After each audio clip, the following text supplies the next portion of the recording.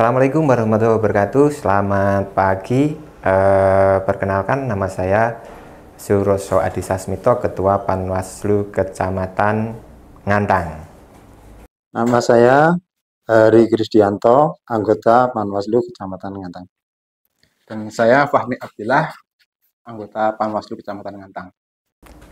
Baik, sesuai tema hari ini kami akan bercerita tentang pengawasan alat peraga kampanye. Pengawasan alat peraga kampanye ini sangat menarik bagi saya.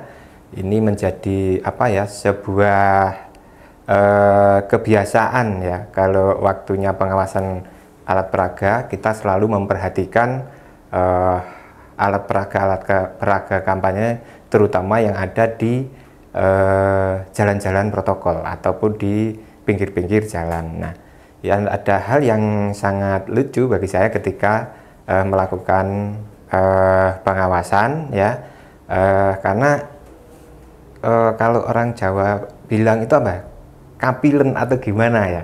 Jadi setiap ada banner itu mesti kita perhatikan. Ini pelanggarannya apa? Ini pelanggarannya apa? Meskipun itu sudah di luar tahapan pengawasan alat peraga kampanye ya. Ketika diperhatikan, ternyata bannernya nasi goreng. Itu ternyata bannernya nasi bebek. Itu hal-hal yang menjadi yang terbiasa memperhatikan banner di pinggir-pinggir jalan. Dalam pengawasan alat peraga kampanye ini kita mempunyai jadwal untuk melakukan penertiban ya. Kita punya jadwal untuk melakukan penertiban. Ada hal-hal yang unik dan lucu ketika kita melakukan penertiban di setiap periodenya ya. Dan suatu contoh kegiatan yang lucu itu ketika kita menertibkan APK yang melanggar. Jadi komposisinya di depan itu ada 4 motor ya, yang di depan itu bagian menurunkan APK yang melanggar. Nah, kemudian di belakangnya kita siapkan satu mobil untuk mengangkat dan mengangkut ke mobil. Nah, pada waktu itu ada salah satu APK ya yang masih tergeletak di pinggir jalan ya. Kita yang di belakang ini berpikiran bahwa itu adalah APK yang sudah ditertibkan oleh kawan-kawan, tapi ternyata itu adalah miliknya partai yang belum dipasang, sehingga sore harinya mereka melakukan komplain melalui telepon, dan kita ya mengakui kalau itu memang kita tertibkan padahal itu belum dipasang. Ya kita dengan besar hati kita kembalikan lagi ke tempatnya untuk dipasang lagi. Itu mungkin salah satu yang pengalaman saya waktu menurunkan APK dengan kawan-kawan PKD. Dan lagi kawan-kawan 2 orang ini juga punya pengalaman yang lucu-lucu tentang penertiban APK. Silakan Pak Kris. Iya, untuk pengalaman penertiban APK itu kita sebagai Panwas itu seakan-akan semua APK walaupun reklame itu mesti dilaporkan kepada kita di tempat-tempat yang nggak layak dipasang, terus dikira masyarakat itu kita semua ngurusi reklame ataupun apapun dilaporkan kepada kita. Berarti kan masyarakat itu belum paham kalau Panwas itu hanya mengurusi alat peraga kampanye saja. Pengalaman lain seperti waktu kita Salah ambil banner. salah mencopot banner itu di tiang listrik, yang tiangnya itu kan berkarat. Persis tiang listrik, ternyata itu tiangnya tiangnya toko punya saudaranya caleg. Jadi terus nggak lihat ke atas, langsung lepas saja. Baru setelah itu di kantor kita dikomplain sama calegnya, ini APK saya kenapa dilepas?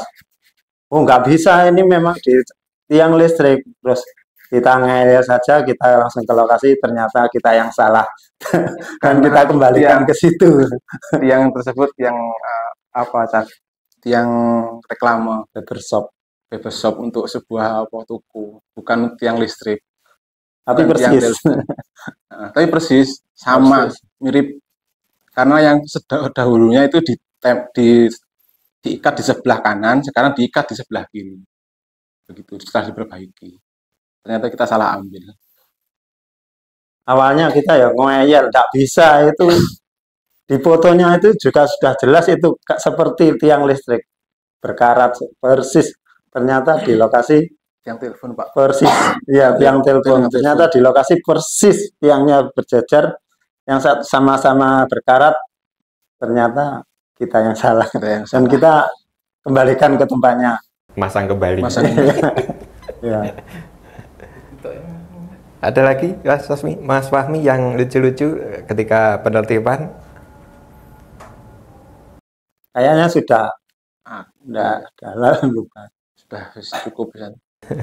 Ya, selain kisah-kisah yang lucu itu, kami juga menangani laporan-laporan dari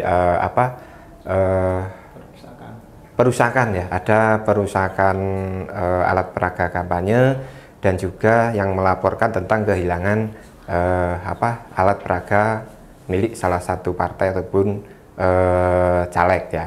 Satu hal yang pernah kita selesaikan, kita mediasi waktu itu adalah